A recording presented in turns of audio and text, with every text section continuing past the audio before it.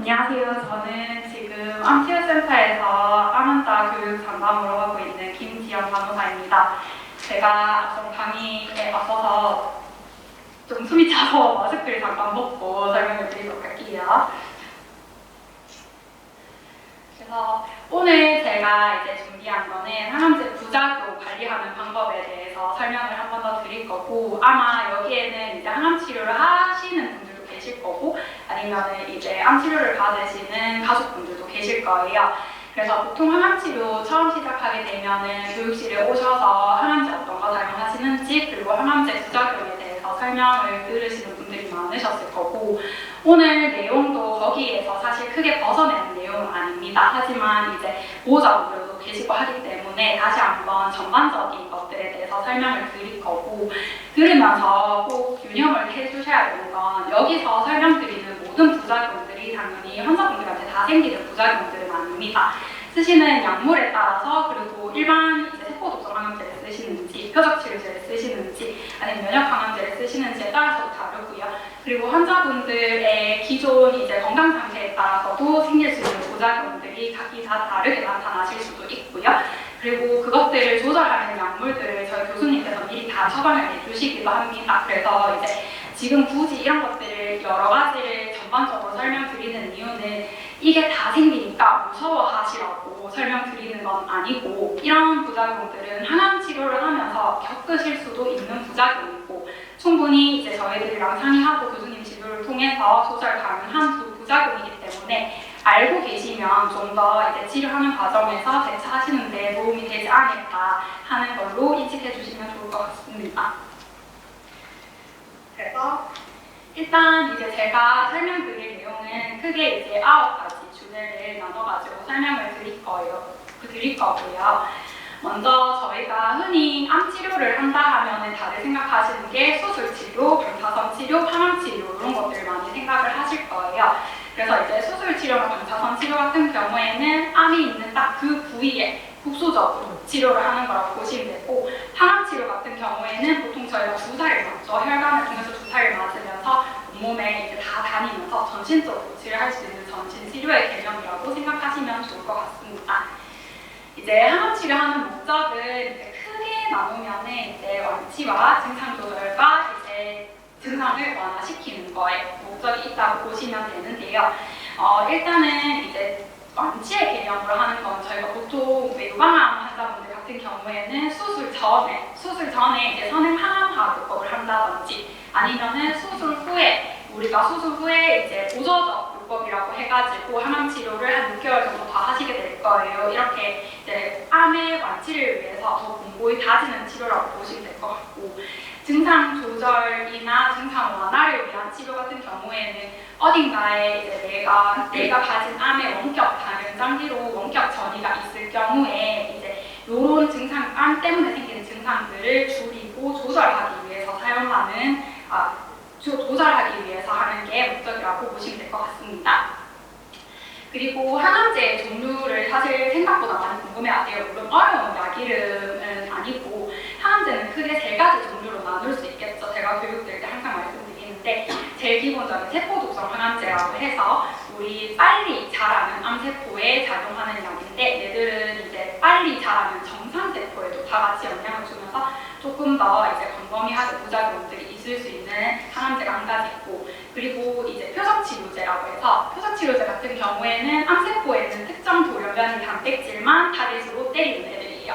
그래서 이제 정상세포들 중에서도 그런 돌연변이 단백질이 없는 정상적인 애들은 건드리지 않기 때문에 조금 더 이제 암세포에 국한해서 치료를 할 수 있고 부작용 범위가 훨씬 더 줄어든다는 장점이 있을 거고요. 그리고 면역항암제 같은 경우에는 암세포를 잡아먹는 면역세포들이 따로 있는데, 그 면역세포들의 기능을 다시 원활하게 이제 바꿔가지고 면역세포들이 암세포를 다시 잘 잡아먹을 수 있도록 하는 치료가 이제 면역항암제 역할이라고 보시면 될 것 같습니다. 이런 항암제들은 사실 조직검사나 이런 것들을 통해서 적합한 항암제를 찾아서 이제 치료를 하게 됩니다. 일단은 이제 조금 바뀌었는데, 일단 제가 지금 이제 설명드리는 부작용들을 전부 다를 아울러서 설명드리는 거라고 보시면 될 것 같고요. 그 중에서도 이제 제일 처음에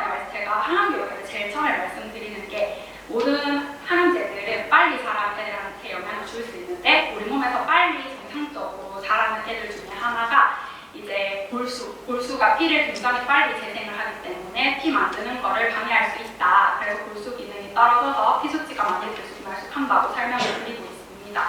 그래서 보통 이제 골수라고 하면은 뼈 안에 저희가 골수가 있죠. 골수가 있고 골수가 이제 만들어내는 애들은 혈액을 만들어내는데 혈액 안에서 이제 크게 나누면 백혈구, 혈소판, 적혈구 이렇게 나눌 수 있습니다. 그래서 보통 항암 치료는 3주 주기로 진행을 하게 되는데요. 보시면은 이제 항암제를 맞고 나서 이제 짧으면 7일, 길면은 2주까지 해가지고 평소보다 피가 조금 덜 만들어진다고 생각하시면 되거든요. 그래서 이 시기 동안에 피 수치가 조금씩 떨어지다가 다시 서서히 돌아오게 됩니다. 그러면은 다음 항암 치료하는 일정에 와서 우리가 피 검사 해보고 회복 잘 된 거 확인해야지 항암 치료를 진행을 하게 되죠. 만약에 애매하게 회복 덜 된다 하면은 교수님들이 보통 일주일 뒤에 다시 피 검사 해보겠습니다 이러고 항암 치료를 조금 연기하는 경우가 있어요. 그래서 크게 증상이 없다면은 연기를 하게 되면은 저절로 다시 돌아오기 때문에 그렇게 해서 보는 경우도 있고, 혹시라도 너무 회복이 안 된다면 증상이 생길 수 있어서 저희가 피 만드는 주사를 준다든지 필요하면은 이제 아주 드물긴 하지만 수혈 같은 것도 좀 고려해볼 수는 있겠죠. 근데 그런 경우가 흔하지 않고 저희가 특히 주의하셔야 되는 요 제일 낮아져 있는 일주일에서 2주 사이라고 보시면 됩니다. 보시기에 제일 조심해야 되는 게 이제 피 안에서도 특히 백혈구, 세균 잡아먹는 애들이 보시기에 많이 감소를 하기 때문에 감염 예방을 굉장히 조심을 해주셔야 됩니다. 감염 예방을 주의해 주셔야 되는데, 감염 예방이라고 하면 저희 인터넷에 뭐 항암치료, 부작용 관리, 감염 예방 이런 거 치면은 굉장히 힘들고 복잡한 것들이 쭉 많이 나오거든요. 다 지키기도 힘든 것들이 많이 나오긴 하지만 그 중에서도 가장 강조드리는 거는 저희 손 씻는 거랑 입 칫솔질 하는 거, 구강 관리해 주시는 거예요. 물론 이제 씻기도 되도록이면 다 삶아서 쓰고 바짝 말려서 쓰고 이런 것도 다 중요하지만 이제 제일 기본적인 거는 비누로 손 깨끗하게 밥 먹기 전이랑 화장실 갔다 오고 나서 외출 갔다 오고 나서 손 자주 씻고 식사하실 때마다 양치질 잘 해주시는 것만으로도 감염 예방이 엄청 많이 됩니다. 그래서 기본적인 개인위생 제일 중요하다고 생각하시면 좋을 것 같고요. 그리고 항상 물어보시는 것 중에 하나가 항암 치료하면 외출하면 안 되나요? 이런 것들 제일 많이 물어보시는 질문 중에 하나거든요. 외출을 하지 말라는 게 아니라 사람 많은 곳 가실 때에는 혹시 누군가 감기 걸린 분이 있다, 그 감기가 나한테 잘 옮아올 수 있기 때문에요. 내가 외출을 하더라도 마스크를 끼고 외출을 하시는 게 조금 더 안전하기는 하겠죠. 그래서 그런 것들 봐주시면 좋을 것 같고, 몸에 상처가 나면은 피부가 우리 몸을 지켜주는 제일 바깥 장벽이에요. 근데 피부에 상처가 나게 되면은 그쪽으로 분감염이 더 잘 되기 때문에 몸에 상처가 나지 않도록 조심해달라고 말씀을 드리는데요. 보통 이제 점막, 입안의 점막들도 재생이 빠르다 보니까 세포독성 항암제나 아니면 표적치료제 중에서도 특정 약물 맞으시는 분들 분해염 같은 것도 굉장히 잘 생겨요. 그래서 분해염 관리하는 거 중요해서 제가 오늘 그것도 같이 설명을 드릴 거고, 그리고 가렵거나 두드러기 나거나 이런 것들도 물론 심하면 약처럼 받으셔야겠지만 기본적으로 이제 집에서 조금 덜 생기게 하는 방법들이 있기 때문에 그런 거 같이 설명을 드릴 겁니다. 그리고 이제 식사 관리 하시는 거 중요하겠죠, 감염에 있어서. 그래서 잘 상할 수 있을 만한 것들, 고기라든지 생선이라든지 뭐 해산물이라든지 이런 것들은 되도록이면은 잘 익혀 드시는 게 이제 안전하기는 합니다. 근데 경우에 따라서 이제 환자분이 크게 면역이 떨어지는 항암제를 쓰지 않는다든지 하면은 경우에 따라서 이제 뭐 해도 가끔은 드셔도 된다 이렇게 설명드리긴 하는데, 그거는 꼭 의료진분들이랑 상의를 하고 드셔야 된다는 거 알고 계셨으면 좋겠고, 야채나 과일은 깨끗하게만 씻으면 센 거 다 드셔도 되거든요. 면역이 너무 떨어진 상황이 아니라면은 샐러드 드신다든지 뭐 과일 깨끗하게 씻어서 드신다든지 하시는 거는 문제가 안 되니까 너무 걱정은 안 하셔도 되고, 조리기구 같은 건 당연히 깨끗하게 씻어서 잘 말려서 사용을 하셔야겠죠. 그리고 음식물 상온에 너무 오래 보관하게 되면 잘 상하잖아요. 그러니까 상온 보관은 2시간 이내로 해주시는 게 좋을 것 같습니다.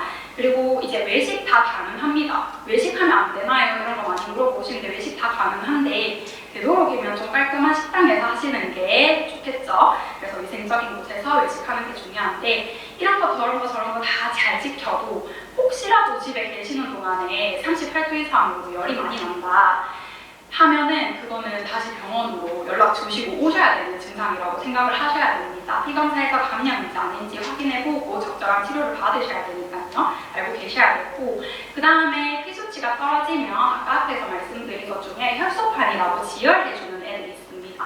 걔네들의 수치가 많이 떨어지면서 평소보다 이제 출혈이라고 하면 좀 무섭긴 한데 멍이 잘 들 수 있어요. 멍이 잘 든다든지 지혈이 평소보다 좀 더디 된다든지 하는 증상들이 있을 수 있는데요. 이런 거 같은 경우에는 저희가 피검사 수치 보면서 적절히 조절할 거긴 하지만 우리가 평소에 좀 유념해 주셔야 되는 건 진통제, 약국에서 사 드시는 거 있죠. 그 중에 특정 몇몇 성분들은 우리 지혈을 방해하는 성분이 들어가 있는 경우가 많이 있습니다. 그래서 혹시라도 이제 처방난 진통제 이외에 내가 약국에서 뭔가를 사 먹어야겠다 싶으신 분들은 꼭 이제 교육실 쪽이나 상담실 쪽 또는 이제 관련 진료과 쪽으로 전화 주셔서 확인하시고 드셔야 되고요. 그리고 평소에 항혈정제, 우리 피 응고 안 되게 피 응고 많이 안 되게 이제 예방해주는 약 드시는 분들 같은 경우에는 항암 치료할 때 평소보다 멍도 더 심하게 될 수 있고 지혈도 더 심하게 안 될 수 있기 때문에 특히 좀 다치는 거 조심해 주셔야 될 것 같고요. 상처나면 피가 잘 나잖아요. 그래서 이제 혈소판 기능이 떨어져 있네요 이러면은 상처 나는 거 특히 조심해 주셔야 되는데 우리가 일상생활 속에서 상처 잘 나는 것 중에 하나가 남자분들 면도하실 때 특히 이제 일회용 면도기인데 여러 번 쓰시면은 칼날이 무뎌져서 상처가 더 잘 납니다. 그래서 이제 면도하실 때 조심해 주셔야 되고 될 수 있으면 칼면도기보다는 전기 면도기 같은 것들 사용해 주시는 게 출혈 예방하는 데 좀 더 도움이 되고요. 만약에 전기 면도기 너무 비싸서 못 쓰겠어요 하면은 날을 잘 바꿔주셔야 됩니다. 날 무딘 거 계속 쓰시면은 피부 다 상하니까 그런 것들 좀 주의해 주셔야 되고 칫솔도 좀 부드러운 칫솔로 사용을 해주시는 게 좋겠죠.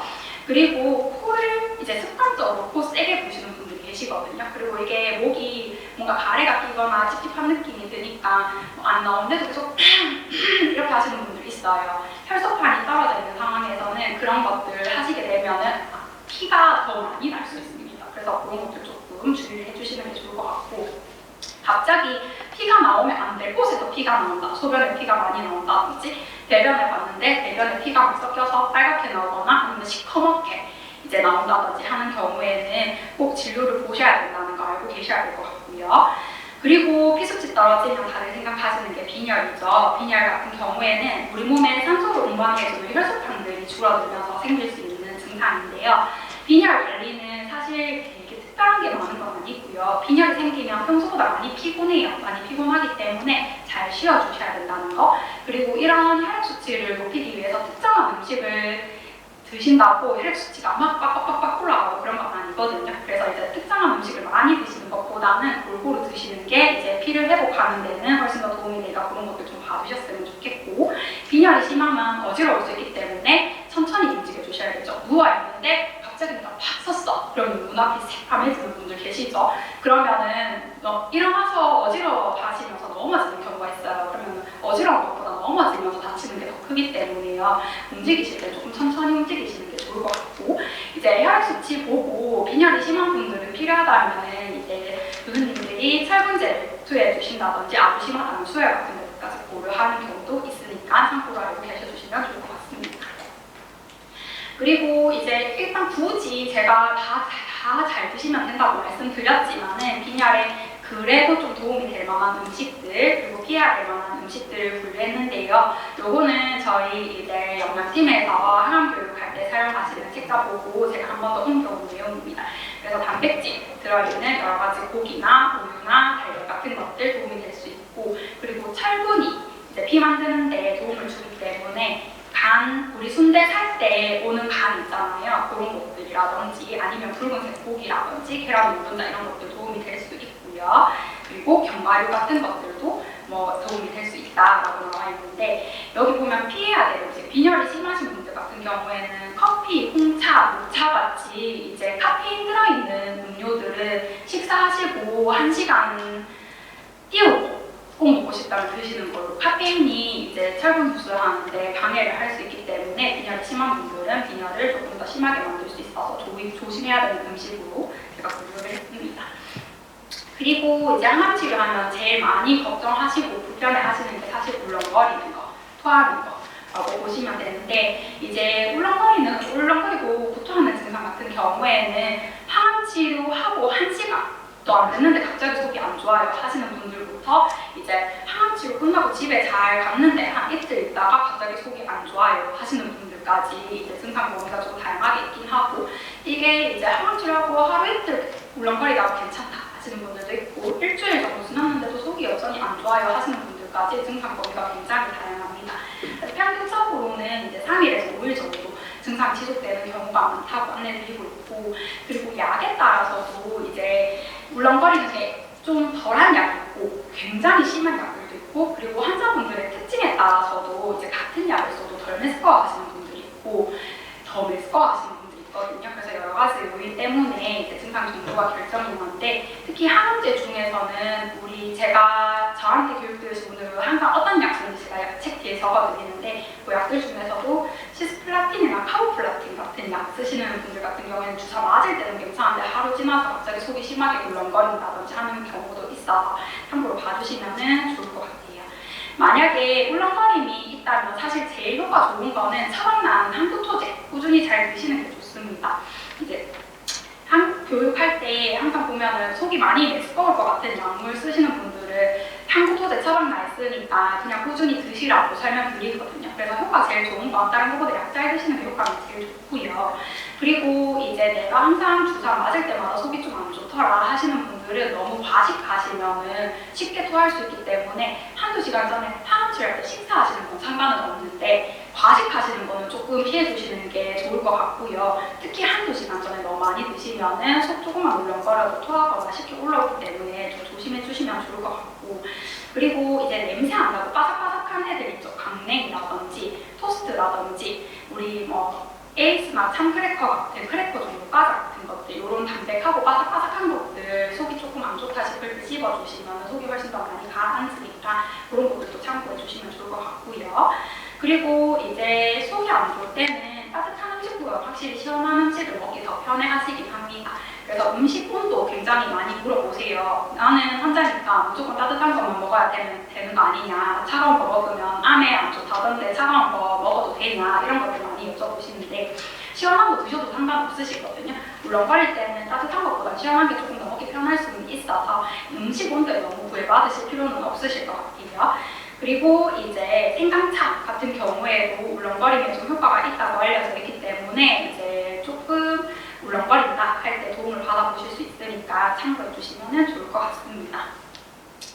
그리고 이제 흔히 호소하시는 게 변비를 많이 호소를 하시는데요. 우리 쓰는 약 중에서도 빈크리스틴 같은 약들 특히 변비가 좀 잘 생기긴 해요. 전부 혈액적으로 사용하는 약이기는 한데, 그리고 이제 유방암 같은 경우에는 독소루비신이랑 핸독산 같이 쓰는 항암치료 같은 경우에는 보통 변비를 굉장히 많이 느끼시기도 하더라고요. 그래서 이제 그런 항암제 여러 가지와 철분제 드시는 분들도 변비 잘 생길 수 있고요. 그리고 통증 때문에 마약성 진통제 드시는 분들도 이제 마약성 진통제 자체가 장운동을 떨어뜨리기 때문에 변비가 쉽게 생길 수 있는데, 얘는 일단 많이 심하면은 당연히 변비약 드시는 게 도움이 되지만 그 전에 내가 스스로 해볼 수 있는 거는 물을 좀 잘 드셔야 됩니다. 물을 생각보다 적게 드시는 분들이 엄청 많아요. 그래서 이제 금지가 아니라도 내가 지나치게 혈압이 높다든지 아니면은 혈중 나트륨 농도가 너무 낮네요 이런 이야기 들은 게 아니시라면은 하루에 이제 집에서 쓰는 머그잔 기준으로 했을 때 8잔에서 10잔 정도 충분히 물을 좀 드셔주셔야지 장에 있는 변이 덜 딱딱해져요. 그래서 이제 보기 쉬운 형태로 볼 수 있기 때문에 물을 잘 드시는 게 도움이 되고요. 그리고 이제 화장실 안 가고 싶어도 규칙적으로 비슷한 시간에 화장실 가서 배변을 시도해 보시는 것도 도움이 됩니다. 도움이 되고, 이거랑 비슷한 맥락인데 변 보고 싶을 때 너무 안 참는 것도 중요하기는 하거든요. 그러니까 이게 상황에 따라 다르긴 하지만 병원에 왔을 때 내가 뭔가 배변을 하고 싶은 느낌이 있어. 근데 이제 내가 지금 주사 맞고 있으니까 꼭 참아야지 이렇게 하고 이제 안 보시면 그 뒤로 변을 못 보시는 분들도 계세요. 그래서 이제 변이가 있으시다면 아주 급한 상황 아니면은 이제 참지 말고 대변을 잘 보시는 것도 변비를 예방하는 좋은 방법이 될 수는 있고요. 그리고 이제 장운동이 지나치게 떨어지거나 하지 않는 환자분들 같은 경우에는 섬유질이 많은 음식들을 섭취하시는 것도 변의 양을 늘려서 배변하기 쉽게 만들어주니까 참고해 주시면 좋을 것 같습니다. 그리고 제가 항상 제일 강조드리는 거는 컨디션 어느 정도 유지되면 좀 걸어라고 말씀드리거든요. 좀 걷는 것 자체가 장신경도 자극을 하고 그리고 이제 식욕도 돋구기 때문에 걸어주시는 것들 좀 봐주셨으면 좋겠고 증상이 계속 지속이 된다면 변비약을 드셔야 되지만 그 좌약 넣으시는 건 좀 조심하셔야 됩니다. 우리가 이제 항암 치료하고 혈소판이 많이 떨어져 있어서 출혈이 잘 되는 시기에 좌약 같은 것들 잘 못 넣으시면은 장에 손상이 생기는 경우가 있어요. 변에서 피가 많이 나온다든지 심하면 이제 잔천공 같은 것들도 있을 수 있어서 좌약을 함부로 넣으시는 건 안 되고 혹시라도 내가 변비약 먹어도 효과가 없네 그러신 경우에는 저희한테 연락 주시고 진료를 보러 오시는 게 좋지 않을까 싶긴 합니다. 그리고 이제 변비에 있어서 아까 뭐 섬유질 많은 거 이런 것들 설명을 드렸는데 도움이 될 만한 음식들은 과일 주스라든지 견과류, 덮밥, 통밀빵, 기리, 현미 이런 섬유질 많은 음식들 있고요. 그리고 이제 피해야 되는 음식 중에 감이랑 꽃감, 감 같은 것들은 이제 장동을 조금 떨어뜨리는 경우가 있어요. 그래서 매운 음식 많이 먹으면 변비 생기잖아요. 꽃감 많이 먹어도 변비 생기고 그래서 변비 있는데 이런 것도 드시는 건 조금 조심을 해주셔야겠지요. 극하고 이제 반대로 설사 지나치게 많이 하시는 분들도 있어요. 특히 이제 오해포유 같은 대장암 환자분들 이틀 동안 먹는 항암제 있지요. 그런 거나 이제 먹는 젤로다약, 이리노테칸 같은 약들 특히 설사가 잘 생기고 표적 치료제 쓰시는 분들 중에서도 설사를 굉장히 많이 호소를 하시는데요. 일단 설사하는 경우에는 그만큼 물 잘 드시는 게 제일 중요하기는 합니다. 내가 설사 계속 하고 있는데 왠지 물을 먹으면 설사가 더 심해질 것 같다 해가지고 물을 안 드시게 되면 몸에 있는 물들이 다 빠져나가서 탈수가 엄청 오거든요. 그러면 열이 나고 다른 증상들이 생길 수 있으니까 설사하는 만큼 수분 섭취는 꼭 필요하다라는 거 알고 계셨으면 좋겠고 장이 약해져 있는 상태이기 때문에 한 번에 많이 드시는 것보다는 조금씩 자주 끼니 양을 좀 나눠가지고 설사가 심하실 때는 드시는 것도 이제 장을 좀 진정시키는 데 도움이 될 수는 있고 대변을 2번, 3번 여러 번 보다 보면은 겪어보셨겠지만 항문이 되게 아파요. 헐어요. 되게 잘 헐어요. 탈 털기 때문에 내가 설사를 좀 한다 싶으시면 그냥 물로 씻어주시는 것도 좋은 방법이 되기는 하거든요. 좋은 방법이 되기는 하고 이제 설사 많이 할 때 우리가 피검사해서 칼륨 수치가 너무 높네요 했는 환자분들이라든지 기존 신장에 이제 투석하시거나 이런 분들이 아니라면은 칼륨을 좀 보충해 주시는 것도 도움이 돼서 감자나 바나나, 오렌지 같은 것들 섭취해 주시는 것도 이제 전해질 불균형을 예방하는 데 도움이 되고요. 그리고 필요하다면 하루에 4-5번씩 설사를 심하게 한다든지 하면 많이 불편하기 때문에 연락 주시고 진료보러 오셔서 치사제 같은 것들 처방 받는 것도 도움이 될 것 같습니다. 보면은 밑에 제가 아까 말씀드렸다시피 하루에 4번 이상 설사가 계속 많이 물설사가 난다면 진료 한번 보러 오시는 게 좋을 것 같고요. 혹시라도 열이 많이 나면서 설사한다 아니면 설사하는데 배가 심하게 아프다 토한다 이런 증상들은 이제 장이 안 움직이는 증상일 수도 있기 때문에 꼭 연락 주시고 진료를 보러 오시는 게 좋을 것 같습니다. 그리고 이제 설사할 때 이제 조금 식사 조절하실 만한 것들 마찬가지로 조금 정리를 했는데 설사할 때는 아까 변비 쓸 때 제가 섬유질 많은 음식을 드셔야 된다고 했잖아요. 변량이 많아져야지 변보기가 편하니까. 근데 이제 설사할 때는 섬유질이 적은 거 드시는 게 장에 부담을 좀 덜 주기 때문에 그런 음식들 같이 참고해 주시면 좋을 것 같고요. 그리고 설사할 때는 물만 빠지는 게 아니라 몸에 있는 소금기, 칼륨 이런 여러 가지 전해질들이 같이 소실이 되기 때문에 전해질을 보충할 수 있는 여러 가지 과일 주스라든지 과일 같은 것들 섭취를 해주시는 것도 도움이 될 것 같습니다. 그리고 피해야 될 음식이 이건 전부 장에 조금 자극을 줄 수 있는 거예요. 이게 당연히 술은 안 좋습니다. 술은 모든 상황에서 안 드시는 게 좋긴 하지만 뭐 이런 것들이 사실 우유 같은 것들이 안 좋다고 넣는 건 아니고 설사할 때는 이제 장 자극을 조금 더 기름지고 하기 때문에 장 자극을 줄 수 있어서 좀 조심해 달라고 넣어놓은 거니까 참고로 봐주시면 좋을 것 같습니다.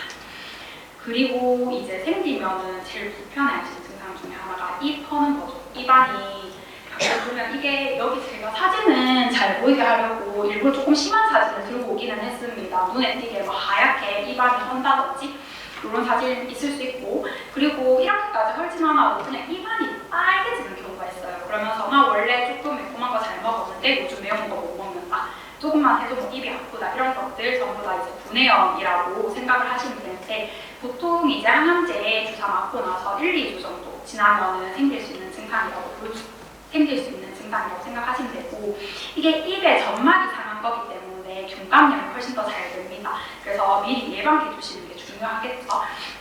예방하는 방법이 특별한 게 많은 건 아니고요. 일단 부드러운 칫솔로 그리고 칫솔 지금 잘 해주셔야 돼요. 뭔가 음식물이 끼어있거나 이런 상황에 분해염이 생기게 되면 그런 음식물들이 부식이 되면서 감염이 더 잘 될 수 있기 때문에 양치질 잘 해주시는 거 중요하고, 트레이 같은 경우에는 우리가 걸어서 끼우든지 뭐에 이제 끼우는 거잖아요. 그럼 그 눌리는 부분 쪽으로 점막 증상이 더 심하게 올 수 있어서 틀니 끼시는 분들은 웬만하면 식사 시간 아니면 조금 빼고 계시라고 말씀을 드리거든요. 그렇고 입이 좀 많이 마르고 이러면은 입이 더 잘 헐기도 하고 충치 같은 것도 더 잘 생기기 때문에 혹시 입마름이 많이 심한 경우에는 이제 침샘 자극을 위해서 껌 같은 거 좀 씹어주시는 것도 도움이 된다라고 말씀을 드리는데, 제일 이제 추천드리는 건 가글을 열심히 해주셨으면 합니다.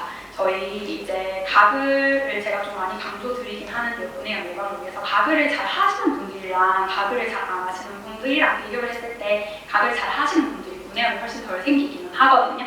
근데 이제 여기 제일 밑에도 제가 적어놨지만 시중에 우리 뭐 가글린이나 리스테린이나 좋은 가글 제품들 굉장히 많기는 하지만 이런 것들은 지금 쓰기는 항암 치료하는 기간 중에 쓰기에는 점막 자극이 더 심하기도 하고요.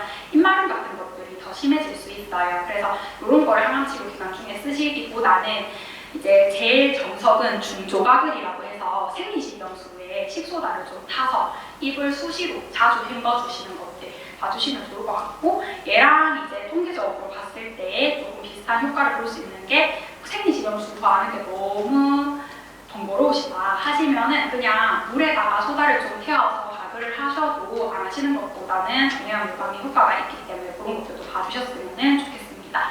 그리고 만약에 입안이 많이 헐거나 경각염이 심한 경우에는 필요하다면 우리 이제 탄증가글, 보통 초록색 가글약이 있거든요. 그런 걸 처방 받으시거나 아니면 너무 심하면은 이제 소독약, 클로르헥시딘 같은 가글약을 사용을 하기도 합니다. 이런 것들은 증상이 있을 때 처방이 나는 거니까 미리 해주시는 거는 중조가글이나 이제 물에 소다 태운 가글 열심히 해주시는 걸로 예방을 해주시면 좋을 것 같습니다. 이런 것들을 했는데도 증상이 있으면 꼭 이야기해 주셔야 될 것 같고요. 그리고 분해염이 있을 때 이제 먹기 편한 음식으로 봐주시면 좋을 것 같아요. 먹기 편한 음식, 그리고 이제 먹었을 때 입에 자극이 많이 생기는 음식인데, 여기 보면은 전부 다 따끌따끌하고 딱딱한 것들이잖아요. 그래서 이거는 입이 많이 헐면은 사실 잘 드시지는 못합니다. 그래서 이제 여기 도움이 잘 먹기 편한 음식들 위주로 한 번 더 봐주시면은 좋을 것 같아요. 전부 다 보면 간이 좀 덜하고 물렁물렁하고 부드러운 음식들 위주라고 보시면 될 것 같습니다. 그리고 여기 음료와 간식에서 뭐 젤리, 아이스크림 뭐 이런 것들이 있는데요. 이제 입이 너무 많이 헐었는 경우에는 입이 좀 시원하면 통증을 덜 느끼시긴 하거든요. 그래서 이런 것들 참고 봐주시면 좋을 것 같습니다. 그리고 이제 많이 겪으시는 부작용 중에 하나가 피부가 많이 가려워요, 건조해져요, 각질 많이 생겨요, 이런 것들을 호소하십니다. 피부 부작용들 많이 생길 수 있는데, 지금 이제 제가 설명드릴 거는 크게 세 가지: 두드러기나 발진 생기는 경우, 그리고 수족증후군이라고 해서 손발바닥 많이 까지는 경우, 그리고 이제 특정 몇몇 표적치료제를 드시다 보면은 손발톱 옆이 많이 염증이 생겨서 아픈 경우가 있어요. 그래서 이런 것들 관리 어떻게 하시면 좋을지 설명을 드릴 건데, 먼저 발진 먼저 설명을 드리면은, 발진도 항암제에 따라서 더 잘 생기는 약들이 있고 괜찮은 약들이 있기는 합니다. 보통 보면 파피탁셀이나 도세탁셀, 짐시타빈, 그리고 표적치료제들 중에서는 지오트립이나 얼비톡스 같은 약들이 피부 발진을 잘 일으키는 걸로 나타나 있고요. 보통은 약물 치료 시작하면은 한 2주 정도 지나서부터 시작해가지고 치료 끝나면 괜찮아져요. 이게 계속 발진이 있는 게 아니라 약이 안 들어가고 좀 시간 지나면 다시 괜찮아지거든요. 그래서 이런 증상들을 보시면 되는데, 이것도 제가 마찬가지로 이제 잘 보이게 하려고 좀 심한 사진들 들고 오긴 했는데요. 이런 식으로 여드름처럼 나는 경우도 있고 그냥 빨갛게 말 그대로 두드러기처럼 올라오는 경우도 있으니까 참고해 주시면 좋을 것 같고, 얘를 내가 할 수 있는 선에서 예방하고 관리하는 거는 일단 이제 씻으실 때 순한 비누 사용하시는 게 도움이 되겠죠. 순한 비누가 뭐냐고 물으시면은 항상 말씀드린 게 중성 비누 쓰시라고 말씀드려요. 보통 슈퍼에 가서 흔하게 구할 수 있는 게 도브나 아이보리 같은 것들, 이 중성 비누고 피부 자극을 좀 덜하게 할 수 있기 때문에 이런 것들로 이제 머리부터 발끝까지 씻어주시는 것도 좋을 것 같고, 피부 자극을 줄일 수 있는 방법이고요. 그리고 무엇보다 피부가 건조하면 어쨌든 가렵고 불편한 증상이 더 심해집니다. 그래서 보습제 잘 발라주시는 거 진짜 중요하거든요. 근데 보통 남자분들 보면은 잘 안 바르려 하세요. 끈적끈적거린다고. 근데 조금 끈적끈적거리더라도 이제 조금 묽은 타입의 로션을 선택하셔서 보습제로 잘 발라주시는 게 가려움이나 이런 것들 예방하는 방법이라고 보시면 될 것 같습니다.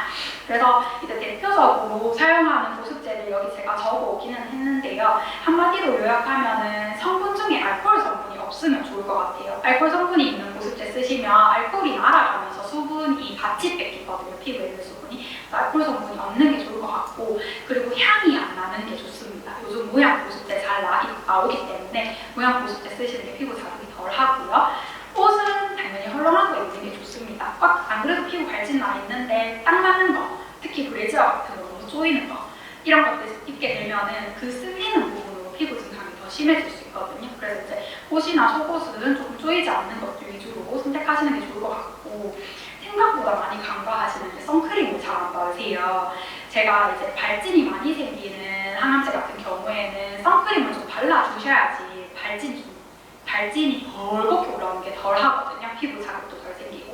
그래서 할 수 있으면은 이제 자외선 차단 지수 요즘 15짜리는 잘 안 나오긴 하더라고요. 그래서 순환도 30 이상 정도 되는 거는 이제 외출하실 때 얼굴이나 햇빛 노출되는 팔다리 쪽으로 좀 발라주시는 게 이제 발진을 심하게 하는 걸 예방할 수 있는 방법이라고 보시면 될 것 같고, 그리고 특히 이제 뭐 이 약은 두드러기 잘 생기는 약이에요라고 설명드렸을 경우에는 수영장 같은 데 가시는 거는 요소나 이런 성분들 때문에 피부가 더 안 좋아질 수 있어서 조금 조심을 해주셔야 되고, 샤워하실 때도 너무 뜨거운 물로 씻는다든지 뜨거운 욕탕을 오래 담근다든지 하면은 피부가 더 건조해져서 발진 심해지니까 이런 것들도 조금 주의를 해주셔야 됩니다. 그리고 이제 피부가 시원하면 좋다는 말을 어디서 들으셔서 얼음 같은 거 이렇게 막 문지르고 이러면 안 됩니다. 그런 거 너무 차가운 것도 이제 그쪽으로 해가지고 가려움증을 많이 유발할 수 있기 때문에 주의를 하셔야 되고요. 그리고 이제 저희 젤로다나 뭐 스티바가 같은 약들, 이제 독소루비신 짧은 주기로 먹는 분들이라든지 캐릭스, 파이페프 같은 약을 맞으시는 분들 겪으실 수 있는 증상 중에 하나가 수족 증후군 또는 손발 피부 반응이라고 해서 손발바닥이 아프거나 화끈거리거나 까지는 증상들이 있을 수 있습니다. 그래서 이런 것들은 초기에는 손발바닥이 좀 빨개지는 것 같고 붓는 것 같은 느낌, 그리고 감각이 조금 이상하다 하다가 심해지면은 피부가 두꺼워지면서 떨어지거나 습진 생긴 것처럼 피부가 막 일어나거나 통증이 심해질 수 있거든요. 그래서 이런 증상들이 너무 심하게 나타난다면은 이제 항암치료 약물을 조절해야 되는 경우가 있기 때문에 불편한 증상 생기면은 꼭 이야기를 해주셔야 됩니다. 여기 보면은 손끝에 이런 식으로 피부가 벗겨진다든지 이렇게 허옇게 물집이나 굳은 살 같은 거 박히면서 이렇게 떨어져 나오면서 아프거나 이런 것들이 박혀 있으면서 내가 걸을 때 통증을 심하게 유발한다든지 할 수 있는데, 요거는 일단은 이제 수족증후군이 잘 생길 만한 약을 쓰시는 경우에는 있는 굳은 살을 미리 치료 전에 제거를 하시는 게 제일 좋습니다. 치료하시기 전에 제거하시는 게 제일 좋고, 그리고 이제 발에 이제 손발에 보습제를 각질 많이 안 생기게 보습제를 잘 발라주시는 게 되게 중요한데요. 보통 우리 시중에 파는 핸드크림으로 나오는 거 약간 꾸덕꾸덕하고 보습 잘 되는 제형 그런 것들 바르셔도 되고요. 아니면은 이제 내가 각질이 조금 심하게 생긴다든지 굳은 살이 좀 자꾸 생긴다 하시는 경우에는 여기 적혀있는 우레아 크림이라고 해서 보통 약국이나 화장품 가게 가서 우레아 성분 들어가 있는 보습제도 보여주세요 하면 몇 가지 보여주시는 게 있거든요. 그런 것들을 이제 손발바닥에 좀 잘 발라주시면 각질이 과다해지는 것도 예방해주고 수족증후군이 심하게 생기는 것도 어느 정도 좀 관리를 해줍니다. 그래서 이런 성분 들어가 있는 보습제 사용하시는 것도 도움이 될 것 같고, 처음에 치료 시작하고 한 2-4주 정도에는 너무 오래 걸으시는 거, 걷는 거 되게 좋은데요. 너무 오래, 너무 딱딱한 신발을 신고 1시간, 2시간씩 많이 걸으시는 거, 이런 것들 해서 발바닥에 압력을 너무 많이 주게 되면 그 부분으로 증상들이 더 많이 생기거든요. 그래서 이제 이런 증상들이 예상이 되는 약들을 쓰신다 하면은 운동은 한 30분 단위로 해가지고 조금씩 자주 해주시는 게 도움이 되고요. 신발 같은 것들을 신으실 때 왜 운동화도 어떤 거 사이즈 잘못 사시면 요럴 때 옆에 이렇게 좀 조이는 운동화 같은 거 있어요. 그런 것들을 조금 주의를 해주시면 되게 좋고, 밑창이 좀 있는 거 신으시는 게 도움이 되거든요. 어쨌든 발바닥이 많이 눌리면 그 부분으로 해가지고 증상이 잘 생기기 때문에 발을 좀 편안한 신발로 신으시는 게 도움이 되고, 특히 이제 여자분들 여름 되면 샌들이나 그리고 발 편하게 한다고 슬리퍼 이런 것들 신으시면은 밑창이 너무 없기 때문에 오히려 수족 증후군을 일으키는데 더 많이 영향을 줄 수 있다고 생각하시면 좋을 것 같습니다. 그리고 이제 손발바닥에 로션을 자주 바르기 때문에 주무실 때는 장갑이나 양말 같은 것들 좀 신어주시면 보습하는 데도 도움이 되고 로션이 닦이지 않게 예방하는 데도 도움이 되니까 참고로 봐주시면 좋을 것 같고, 내가 혹시나 신발을 신는데도 이제 조금 이런 증상이 있다 하면은 이제 요즘에 젤 깔창 같은 거 좀 잘 나오잖아요. 물렁물렁한 깔창 같은 거 잘 나와서 그런 것들 조금 덧대서 신발을 신는다든지 하시는 것도 좋은 방법이 될 것 같습니다. 네, 이런 것들을 했는데도 내가 아프고 일상생활하는 데 영향이 있어 하면은 집에서 로션만 계속 바르는 게 아니라 꼭 저희 쪽으로 연락 주시고 진료를 보러 오셔야 된다는 걸 알고 계셔야 될 것 같고요. 그리고 지로트립 같은 약 드시다 보면 아니면은 이제 닥셀 같은 주사 맞다 보면은 손발톱에 이런 식으로 염증이 생겨서 많이 아프다 하시는 분들이 있어요. 그래서 얘 같은 경우에는 이제 보통 항암치료 시작하고 짧으면 한 달, 길면은 평균적으로 4개월 정도 지나면 발생할 수 있다라고 나와 있고, 치료 끝나면은 얘들이 염증은 수그러들거든요. 그래서 괜찮아지는 증상이 있기는 한데, 저희 얘를 조금 덜 생기게 하려면은 손톱 너무 바짝 깎는 거 조심해 주셔야 돼요.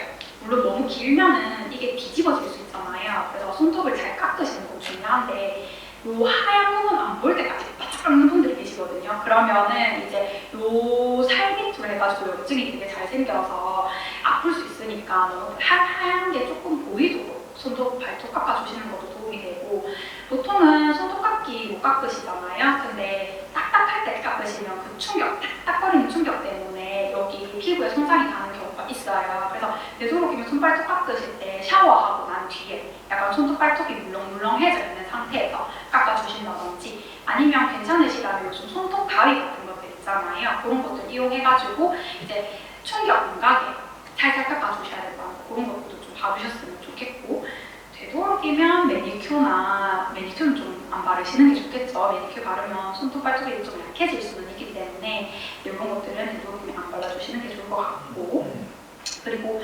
손톱이 일어나는 경우에는 안 일어나게 하는 게 중요하기 때문에요. 밴드 꼭 감으셔야 돼요. 밴드 꼭 감으셔야 되고, 이게 염증이 있어서 내가 불편하다, 아프다 하면은 당연히 약을 먹어야 됩니다. 그러니까 진료 보러 오시는 게 우선이라고 보시면 될 것 같습니다. 그렇고, 우리 옥살리플라틴이라든지 이제 시스플라틴, 파크리탁셀 이런 약 맞으시는 분들 장기적으로 왔다 보면 손발적인 거 많이 호소를 하십니다. 그래서 요거 같은 경우에는 우리 요런 파크리탁셀, 도세탁셀, 시스플라틴, 옥살리플라틴 요런 맞는 분들이 한 20%에서 40%까지 이제 발생할 수 있는 걸로 알려진 게 말초식 영역증 손발적인 증상인데요. 증상은 되게 다양해요. 제일 대표적인 게 저림 증상이기 때문에 손발이 저릴 수 있어요. 이렇게 설명드리긴 하지만, 감각이 좀 무뎌질 수도 있고, 화끈화끈하다, 따끔따끔하다, 신발 신고 걸어가는데 모래알 밟는 것 같다, 이런 것들 이야기하시기도 하거든요. 이런 증상들을 통틀어서 말초신경병증이라고 부르고 있고, 얘를 예방할 수 있는 특별한 예방 방법이 있는 건 아닙니다. 다만 이제 우리 손발이 차가우면 조금 더 잘 생기는 경향은 있거든요. 그래서 손발을 항상 따뜻하게 해달라고 말씀을 드려요. 그 손발을 따뜻하게 하려면 제일 기본적으로 잘 돼야 되는 게 저희 양말 잘 신는 거. 집에 계실 때도 양말이나 실내 같은 것들 신어주신다든지, 날씨 추운 날 외출하실 때 장갑 같은 것들도 좀 지참을 해주셔야 되고, 특히 옥살리플라틴 맞는 분들은 찬 거 만지면 더 심해지거든요. 그래서 차가운 거 만지는 거 조심해 주셔야 됩니다.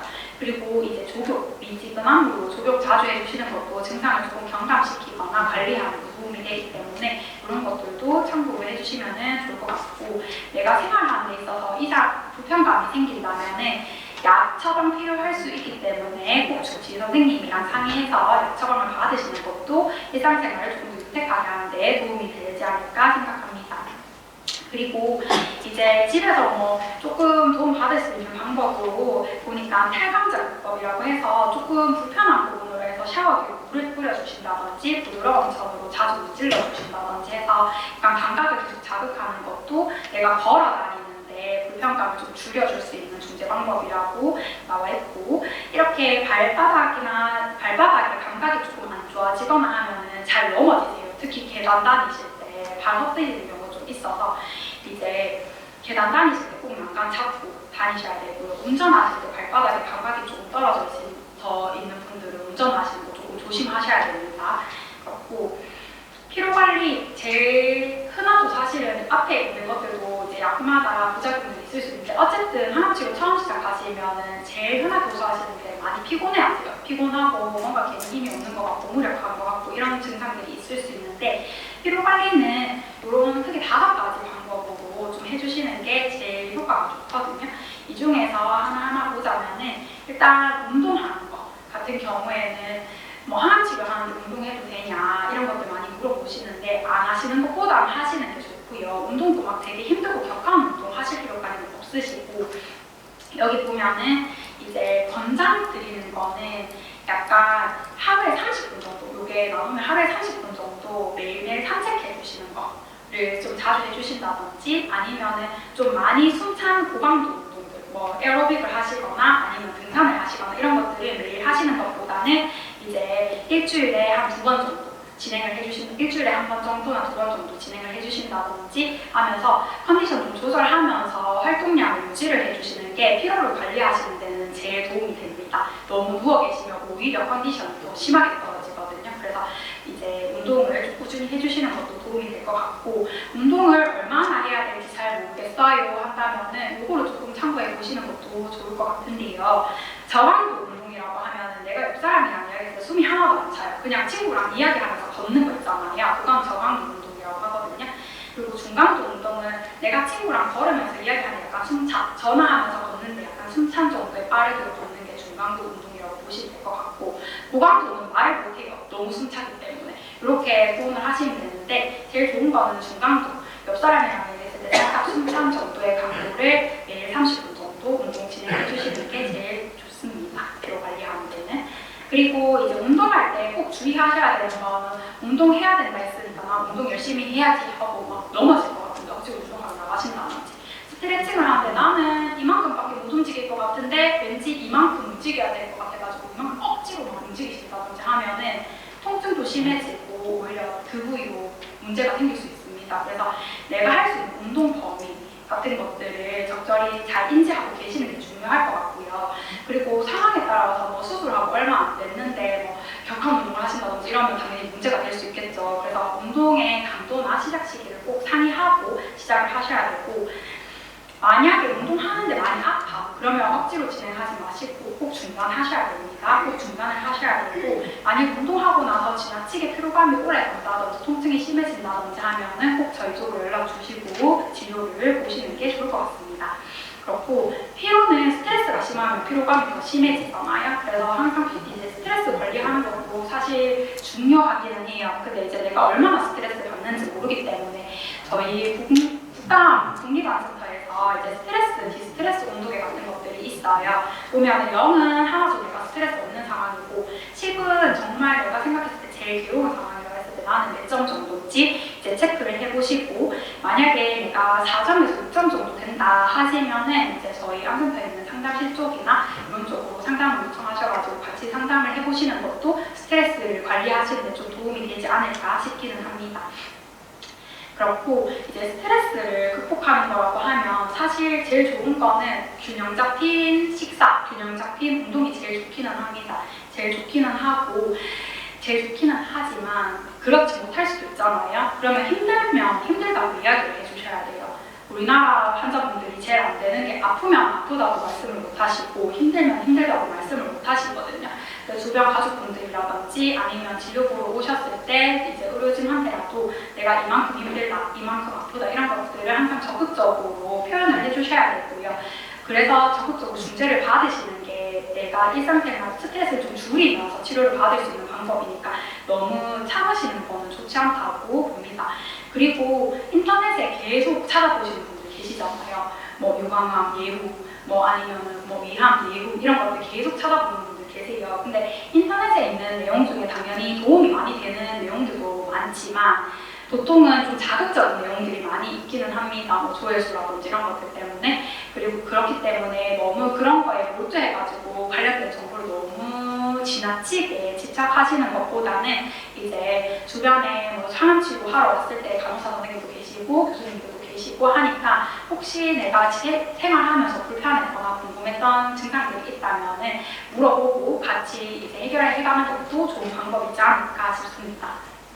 그렇고 덜 피곤하게 하려면 일단 내 체력을 아껴야 되잖아요. 근데 체력을 아끼는 제일 좋은 방법은 이제 보통 치료받기 전에 내가 뭔가 복잡하거나 아니면은 이제 좀 집중을 해야 되는 일이 있다면은 그걸 조금 미리 해결해 놓으시는 게 좋을 것 같고, 내가 자주 사용하는 물건들은 주변에 배치를 하고 나와 있습니다. 이거는 참고로 봐주시면 좋을 것 같고요. 그리고 이제 그 밖에 항암 치료하면서 일상생활을 어떻게 관리해야 될지 잘 모르겠다 하시는 분들이 있는데, 사실 규칙적으로 내가 잘 움직이고 내가 먹는 거에 크게 문제가 없다면 일상생활 관리하는데 특별하게 이제 신경 쓰실 건 없으세요. 그래서 일상생활을 원래 하시던 거 할 수 있는 만큼 그대로 유지하는 게 제일 좋고요.